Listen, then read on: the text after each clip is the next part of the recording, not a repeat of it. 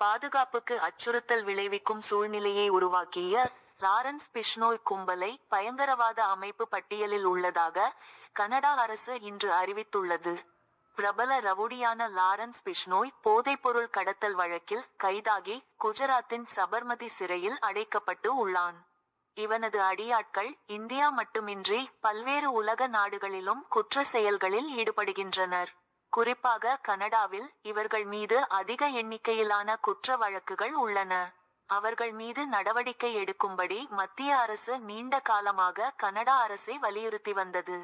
இந்நிலையில் தேசிய பாதுகாப்பு ஆலோசகர் அஜித் தோவல், கனடாவின் பிரதிநிதி நத்தலி ரூபாய் ஆகியோர் புதுடில்லியில் கடந்த வாரம் சந்தித்து பேசினர். விரிவான பேச்சு நடத்திய நிலையில் தற்போது கனடா அரசு லாரன்ஸ் பிஷ்னோய் கும்பலை பயங்கரவாத அமைப்பாக பட்டியலிட்டுள்ளது.